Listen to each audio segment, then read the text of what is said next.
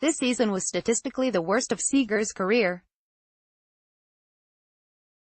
But how much did a broken left toe affect his struggles, and why wouldn't he discuss it during the season? "I'm fine. Why wouldn't I be fine? If I'm in the lineup, then I must be okay. I have no idea what you are talking about." These answers may not be verbatim for every occasion. The words may change a little, but the gist is always the same. Ask Kyle Seager about an injury or a bag of ice on his foot, or oblique, or maybe an electronic stimulation setup on his back, and he will offer these sort of responses. Sometimes he'll go with a deadpan tone. Other times it's a matter of fact, but it's never confrontational or angry. He's not acting like a paranoid college football coach about his injuries. Often, he will relent and give a modicum of extra information. But his philosophy on injuries and dealing with them is simple. "If you are playing, there are no excuses, right?" he said quietly in the Safeco Field dugout during the final homestand of the season. "If you are able to be in the lineup, you need to be able to do your job. That's ultimately what it boils down to." He isn't in the lineup on this day. With the Mariners out of postseason contention, something he's only known in his MLB career, manager Scott Servais has given him a day off with a left-handed starting pitcher on the mound, despite Seager's protests. "He will play," Servais said. "That's one of the things I most respect about him. Never, ever will he come into this office and ask for a day off. Sometimes you have to force him to have a day off. But you appreciate those guys."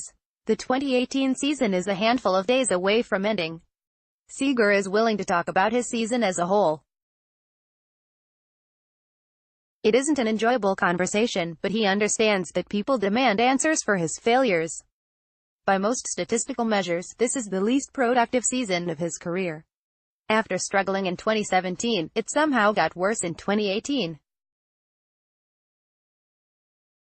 He finished the season with a .200 batting average, .273 on-base percentage, and .400 slugging percentage, which are all career lows for a full season.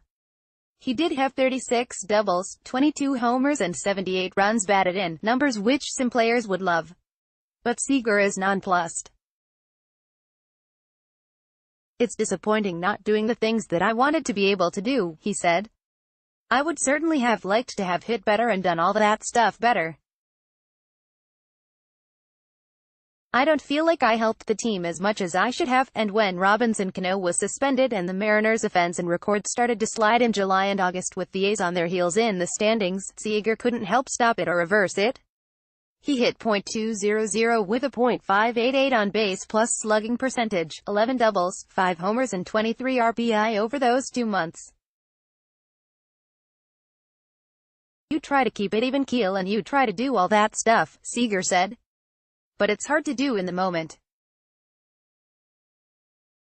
But when you aren't able to do what you want to do and you aren't having the season you want to have, it's easy to try and force things. And when you force things, you get into worse things. It's all kind of connected." Servais won't try to sugarcoat it. "It's been a long year for Kyle and it hasn't been a productive year for what he's used to," Servais said. "He's accountable.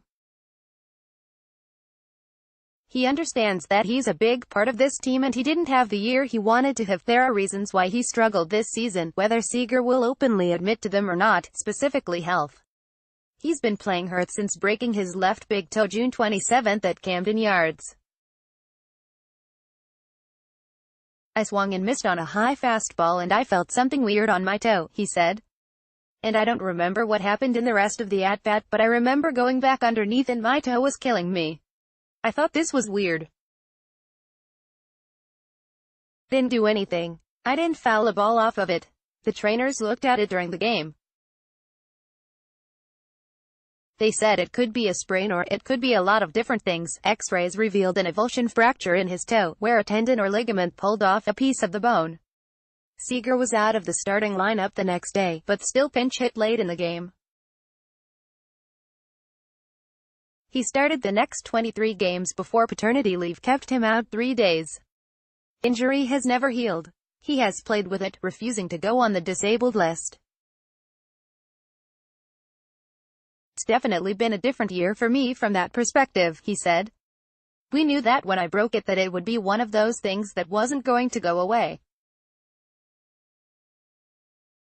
It was just going to be a lingering thing and I was just going to have wear it. Part of wearing it means not mentioning that it's hurting you or bothering you and you are struggling.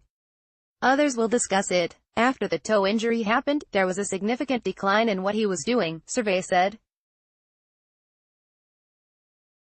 He was trying to find it, and I think you try to make adjustments to compensate because you still need to produce, and that's what he was trying to do.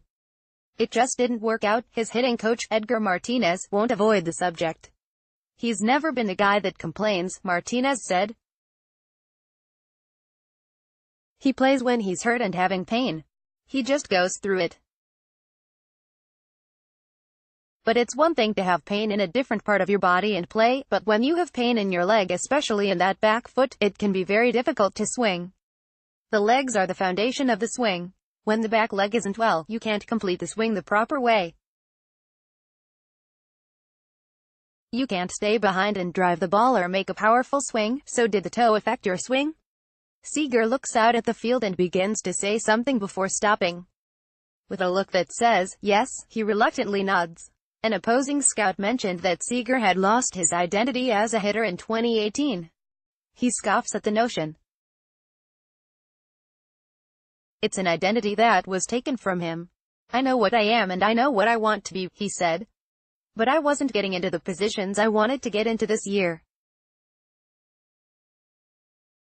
I think that is where all this stuff lies. The toe just never allowed it.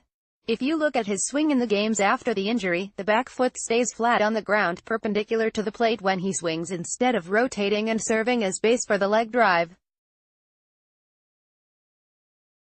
It's taken a lot of the drive away, he said. It's hard to push off it. When you have to sit back and rotate, that's when I feel it and I can't do it. So he did what he had to do to try and survive and contribute. When you are fighting something physically, you try to put a band-aid on things, he said. And if you can't do one aspect of it, you try to compensate and do other little things to keep your head above water and help the team that night. Part of that compensation was taking a swing that was absent significant leg drive and the ability backspin a ball and instead trying to hit balls to left field to beat the constant shifting he faces from defenses. Seager sees a shift in about 70% of his at-bats. Any assessment that the shift had finally beaten him mentally was argued against. The shift doesn't bother me anymore, he said. If I do what I want to do, the shift doesn't affect me. You'll ground out and line out into shift, but ultimately that's not what I was trying to accomplish anyway. Those are all top spin balls anyway. And that's not the swing I want. If I'm pulling the ball, I want to get the ball in the air, higher than where the second baseman would play me. Since he physically couldn't pull the ball with authority with any consistency, sure, there would be an occasional fastball that he could cheat and really yank to right field. He tried to beat the shift in another way. I was trying to hit the ball over there, left field, more than I had in years past, he said. In years past, I was just trying to drive balls and let them go where they go. This year I was more trying to place balls the other way at times. That plan only led to foul balls on pitches he wouldn't normally swing at, increased strikeouts, fewer whacks and a ton of soft contact. I didn't do that very well this year, he said. I was more out in front of balls. It started off trying to protect my toe. And then I couldn't get it back all the way. But those are excuses, but ultimately it's my job to go out there and play well and do the things you are supposed to do. Everybody is dealing with different things in the season, and that's what I was dealing with and I didn't do a good job of it. He plans to end it this off-season. Once the toe heals after a lengthy rest, he will start to rediscover his real swing with his brother, Corey, in their hitting barn. Seager also plans to adjust his workout routine to include more flexibility and core stability.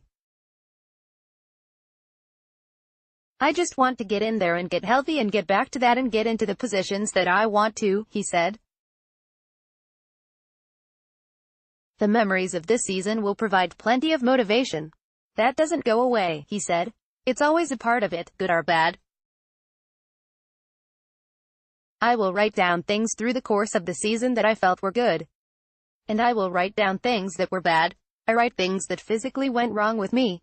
He knows that there is disappointment in the fan base. Once seen as a foundational player and a shining example of draft and development, the cries for Seager to be traded grow more frequent. But with $57.5 million remaining on his contract over his next 3 seasons, that prospect seems unlikely. His value has diminished after the last 2 seasons compared to what he's owed. He's successfully avoided social media, which he calls filled with extremes, and most other outlets. But his friends and family can't escape, and he'll often hear through them. He tries to stay focused on other aspects. If the guys in the clubhouse, if they still believe in me and they think I'm out there giving my best to them and trying to help them win every night, that's what I'm concerned with. But I promise you I'm going to be much harder on myself than the person that's watching me from the stands or on TV or whatever. Anything they're seeing, I'm feeling. It might not always show on the field, but a camera behind the Mariners' dugout might provide an example of his frustrations with his failures. But that's another story for another time. I remember my first year up and I was here for about half a year, he said. I would show a lot of emotion out there, screaming, yelling and cussing and all this other stuff. And my wife, Julie, brought up a good point. This is obviously a game, and there are kids out there that you are trying to be a role model and show them how to play the right way. You want to be someone they can root for. A bounce-back year in 2019 would certainly help him be that player.